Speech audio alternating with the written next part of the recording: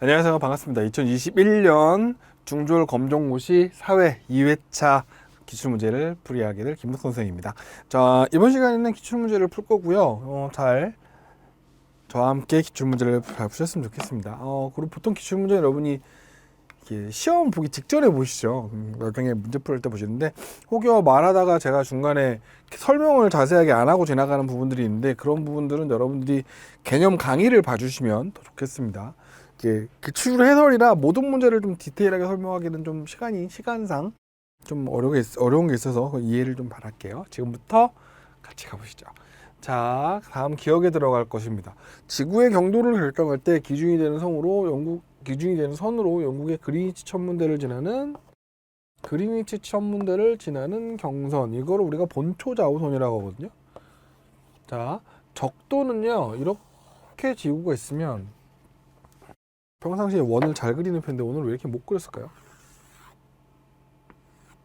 이렇게 나름 잘 그리지 않습니까? 이 집도 한 20년 넘게 하다 보니, 그러니까 이렇게 지구가 이렇게 있으면 이 가운데 선이 적도죠. 정확하게는 지구는 23.5도 기울어져 있기 때문에 실제로는 이렇게 되는 선이 적도입니다. 요게 적도고, 북회기선은 북쪽으로 한 10도에서 15도 정도 위의 선, 이게 북회기선. 그러니까 왜 북회기선이냐면요, 이렇게 태양이 비추잖아요. 그러면 실제로 태양하고 거리가, 여기가 적도고 여기가 북회기선이면 여기가 더 가까워요. 접점이. 여기가 여름에는 태양하고 거리가 더 가까운 곳입니다. 그러니까 겨울에는 태양이 이쪽에서 왔을 때는 이쪽 남회기선이 이렇게 열리는데 이쪽이 태양보다 더 가깝죠. 그래서 북회기선과 남회기선이 적도보다 태양에 더 가까워지는 지점입니다. 날짜 변경선은 이게 본초 좌우선이 이렇게 딱 180도, 0도에 딱 하면은 얘는 경도 180도 선, 그러니까 이 그리니치 천문대의 정반대쪽이 180도 선이 날짜 변경선입니다. 자, 보통은 그래서 보통 그 그리니치 천문대라 그래서 요렇게 보여집니다. 유나이티드 그리니치 뭐 이렇게 하나 봐요. 타임 이렇게 하나 봐요. 자, 넘어가겠습니다. 답은 4번이고요.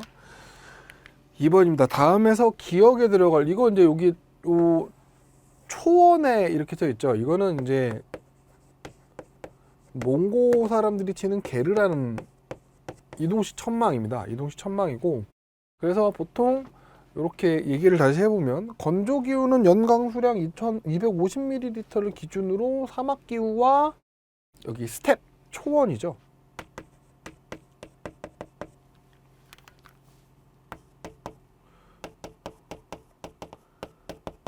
스텝 기후로 구분합니다. 그러니까 주로 유목생활 많이 하고요. 그 딱 몽고입니다. 딱 몽고, 진짜 딱 몽고. 거의 사막에 가깝게 비가 안 오고요. 근데 약간은 초지 정도는 있는 정도. 참고로 툰드라는 굉장히 추운 한대 기후 지역을 툰드라라고, 빙설 기후는 거기보다 더 위입니다. 열대 우림 기후는 뭐 저기 아마존 유역을 생각하다 보시면 쉽게 이해가 될 것 같습니다. 자, 넘어갈게요. 3번 다음에 설명하는 지형, 산봉우를 뜻하는 제주도 방언 오름이죠. 오름. 자, 피오르는 빙하에 의해서 만들어진 U자형 계곡을 피오르라고 얘기하고, 해식동굴은 바다가 뚫고 파도에 의해서 만들어진 동굴. 시스텍은 파도에 의해서 침식을 하는데 좀 단단한 부분은 침식이 안 되잖아요. 그래서 막대기처럼 올라간다고 해서 스택이라는, 원래 스틱이거든요. 스틱인데 이렇습니다. 그래서 제주도의 화산, 그러니까 기생화산이죠. 기생화산, 이걸 오름이라고 얘기합니다. 자, 그 제주도 올레길을 가보시면 아주 많이 걸어다닐 수 있습니다. 4번 다음에서 기억에 들어갈 것으로 가장 적절한 거, 기억의 사례. 세계 여러 개 지역의 식생활과 전통을 반영한 햄버거. 외국에서 들어온 침대와 온돌이 만나 돌침대, 이런 걸 우리가 문화 변용 이렇게 얘기하죠. 얘밖에 답이 될 게 없어서 네, 얘밖에 답이 될 게 없어요. 네, 1차 집단은 보통 가족 집단 같은 집단을 얘기하는 거고, 역할 갈등이나 귀속지위는 해당 사항이 없으니까 넘어가겠습니다. 5번입니다. 그래프를 통해서 알 수 있는 현상. 여기서 그래프를 통해서 알 수 있는 현상 이렇게 보고 싶으면 일단 그래프에 쫄지 마시고요. 그래프를 보면 놀라실 필요는 없어요. 첫 번째 그래프는 뭘 보면 되냐면 이 주제를 보면 돼요. 그래프 제목. 여기 보시면 65세 이상 인구 비율의 변화 추이잖아요. 그러니까 어쨌든 이 그래프는 뭘 이야기하고 있겠구나? 65세 이상의 인구 비율을 이야기하는구나 라고 이해하시면 괜찮습니다. 그러니까 전체 인구에서 65세 이상의 인구가 차지하는 비율이죠. 여기 보시면 알겠지만 점점 아주 가파르게 상승하고 있잖아요. 이거는 인구 고령화를 묻는 문제입니다.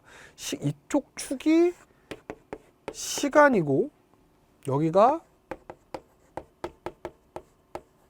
인구의 비율이니까요. 예, 인구 고령화 현상을 이야기하는 개념입니다. 자,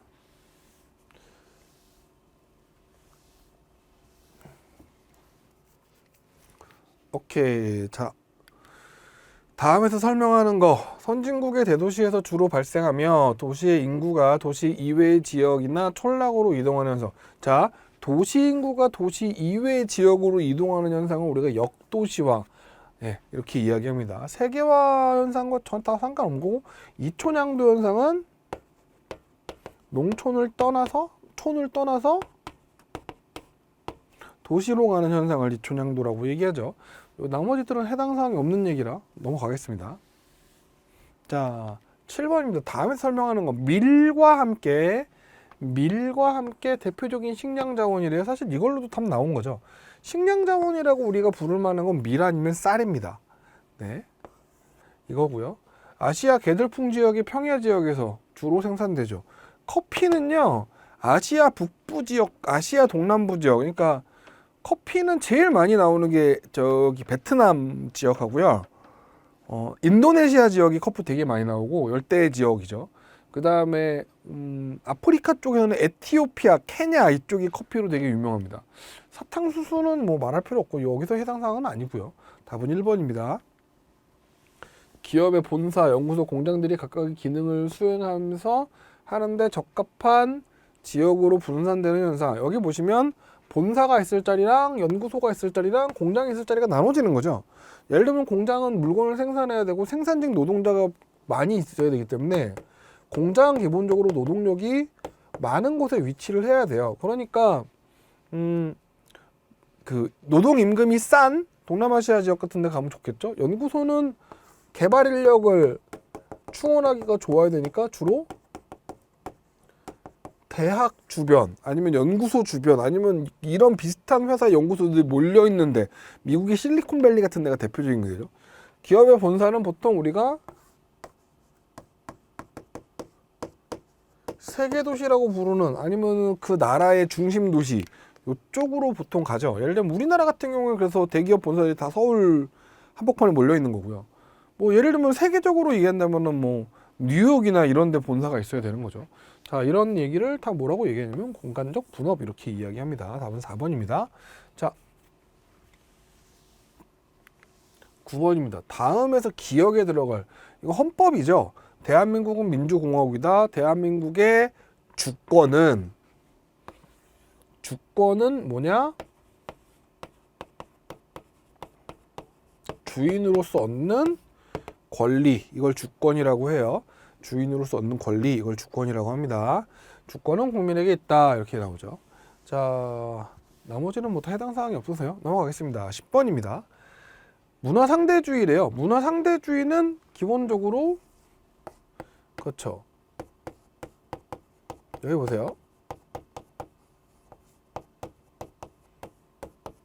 다른 문화를 인정하는 거에서부터 출발합니다.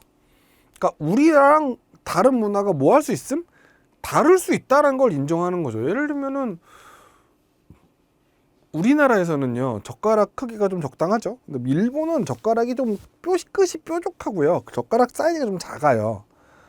그래서 일본 젓가락은 되게 이렇게 자잘한 걸 탁탁탁탁 집어먹기는 되게 좋은 반면에 이렇게 뭐 이렇게 힘있게 뭘 들기는 좀 힘듭니다. 그리고 일본 문화, 식사 문화는 기본적으로 숟가락이 없어요.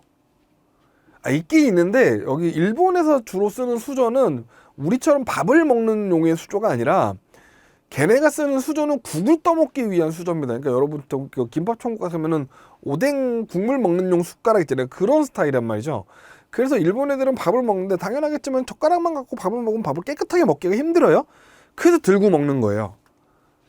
그런 것들이 문화죠. 그러니까 예를 들면 저희 할아버지께서는 서당 훈장님이셨는데 밥그릇을 들고 밥을 먹는 걸 그렇게 싫어하셨어요. 예, 쌍놈들, 종놈들 밥 먹는 거라고 그렇게 싫어하셨는데 일본에서는 다 그러고 먹으니까 우리 할아버지 입장에서는 그쵸, 이상한 놈들이죠.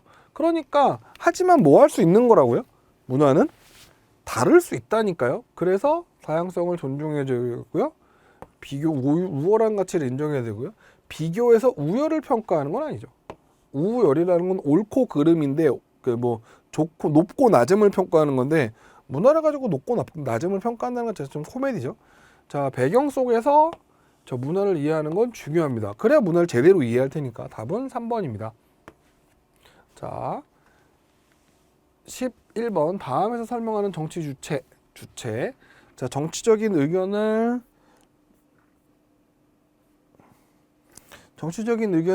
의견이 같은 사람들이 모여서 만든 단체래. 우리는 보통 이런 걸 정당이라고 하죠. 정당. 네, 목적은 권력의 획득을 목적. 여러분 요즘에 뉴스 보시면 각 정당의 대통령 후보들을 선출을 하고 본격적으로 이제 그 사람들이 대통령이 되기 위한 우리가 보통 대선 레이스라고 하죠. 대선 레이스. 대통령 선거에 대한 레이스가 시작이 됐죠. 이제 가장 유력한 정당 2개의 대선 후보가 뽑혔으니까요. 네, 정당은 그렇게 대통령을 만들어내기 위해, 권력을 잡기 위해 존재하는 거죠. 자, 넘어가겠습니다. 12번 다음 기억에 들어갈 기본권으로 가장 적절한 거. 자, 국민이 선거에 참여해서 여기 포인트.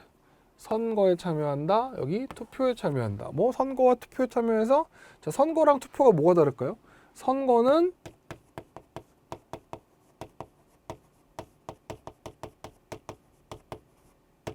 대표자를 선출하는 게 선거예요. 투표는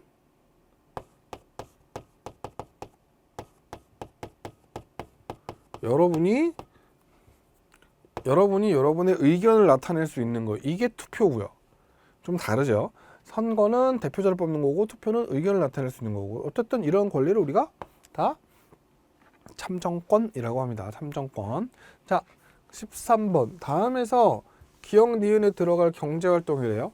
자, 여기 보시면 재화나 서비스를 만들거나 가치를 높이는 활동을 우리는 생산이라고 합니다.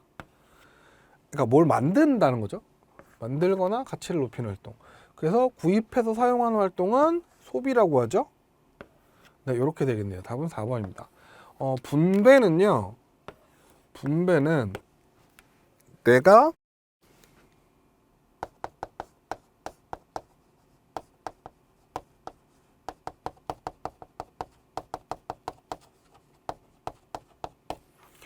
제공한 생산 요소에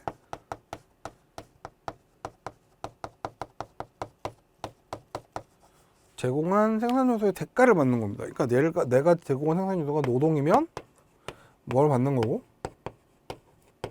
임금을 받는 거고, 내가 자본을 제공했으면 이자를 받는 거죠. 이런 식의 것이 분배입니다. 자, 넘어갈게요. 답은 4번이고요.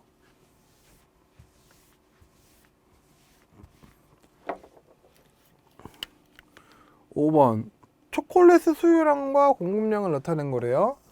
설명으로 옳은 거, 다른 조건은 일정하고, 여기서 균형 가격하고 균형 수량, 그러니까 이거 어떻게 계산하냐면 사실은 이렇게 하는 거죠. 원래는 이렇게 그래프를 그리고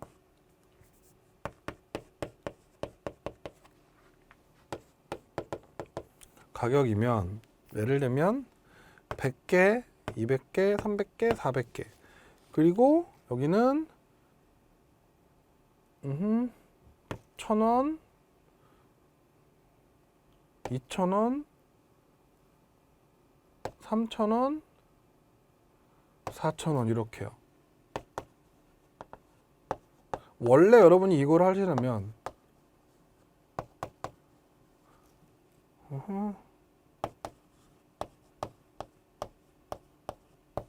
이런 식으로 그래프를 그려서 점을 찍어야죠.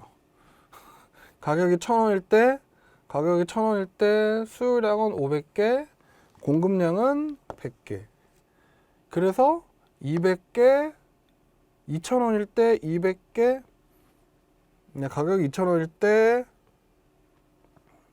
공급량은 1,000원일 때 공급량이 200개였네요. 죄송해요. 수요량은 400개.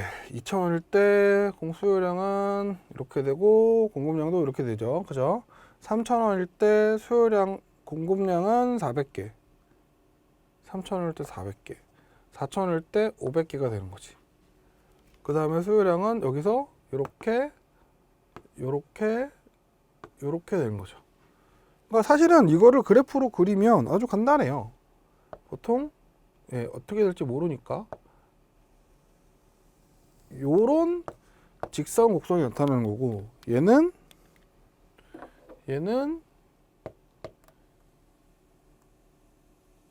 이런 곡선이 나타나는 거죠. 디맨드 커브, 서플라이 커브. 어쨌든 요 점 있잖아요. 겹치는 점. 여기서 보시면 얘요.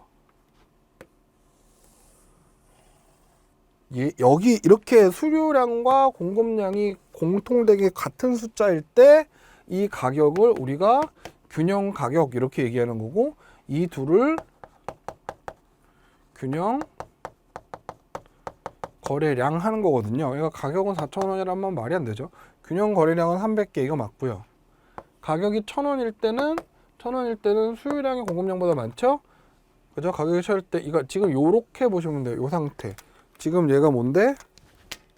지금 얘가 수요량이고 지금 얘가 공급량이니까 얘는 뭐가 발생하는 거예요?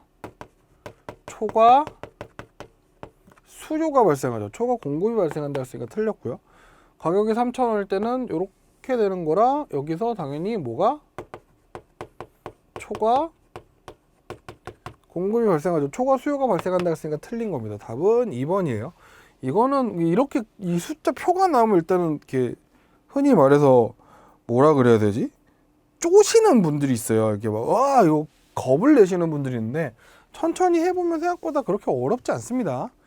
네, 좀 팁을 드리자면 수요량과 공급량이 이게 균형 가격, 균형 거래량은 얼마? 이게 같을 때 거기에 해당되는 가격, 이게 균형 가격입니다. 이렇게 어렵지 않으니까요. 잘 기억해 주십시오. 15번입니다. 다음에서 기억에 해당하는 현대사회에서 부각되고 있는 주요 사회 문제, 기억 노동 문제죠. 노동 문제에 해당하는 거 일단 노사 갈등 맞고, 영토 분쟁은 아니죠. 아니고 아닙니다. 네, 해양 오염이나 지구 온난화는 해당 사항이 없는 거죠. 답은 1번입니다. 자, 16번 보시죠. 퀴즈에 대한 정답으로 옳은 거. 공정한 선거를 위해서 국가가 선거를 관리하고 비용의 일부를 지원하는 이런 걸 우리가 선거 공영제 이럽니다. 신급제도는 법원에서 잘못된 판결을 안 하기 위해서 3심제를 하는 걸 신급제라고 하는 거고요. 게리맨더링은 어떤 특정 정당이 자신에게 유리하도록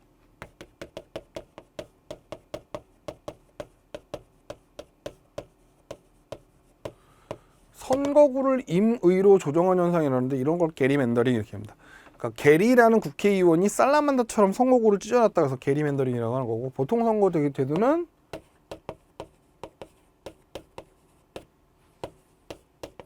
일정 라인 이상이면 누구나 선거에 참여할 수 있는 거, 참여하는 거, 이걸 보통 선거라고 하는 거죠. 물론 뭐 예외도 있습니다. 예를 들면 범죄자나 교도소에 들어가 있으면 저 선거권이 자동으로 중지되거든요. 자, 넘어가겠습니다. 답은 3번입니다. 17번 주먹도끼네요. 제작된 시대는 구석기입니다. 네, 주먹도끼요. 청동기나 철기는 발생 안 돼도 되겠죠. 그 다음에 고구려 장수왕의 업정. 여기 답이 체크돼 버렸네요. 네, 장수왕 고구려 전성기를 연 5세기의 왕이고 한강 유역을 점령했죠. 참고로 서원 철폐는 조선 맨 마지막 때 조선 고종 때 일어나는 누가? 흥선대원군이 하는 일이고요. 과거제를 실시한 건 고려 광종 때 후주의 쌍기의 건의를 받아들여서 시작한 거고, 경국대전 편찬은 시작은 7대 세조 때 시작을 했고요. 완성은 9대 성종 때 완성되죠. 이게 경국대전입니다. 이렇게 됩니다. 타, 조선, 고려, 조선 이렇게 되네요. 답은 4번입니다. 19번이요. 다음에 설명하는 인물, 완도의 청해진. 딱 이거 보고 아셔야 된다고. 장보고죠. 완도의 청해진, 해상왕. 네, 해상왕, 장보고입니다. 원효 스님은 중국 유학 가려고 하다가 해골물 마시고 돌아오신 분이고요. 해초대사는 인도에 갔다 오셨는 기행문을 남겼죠.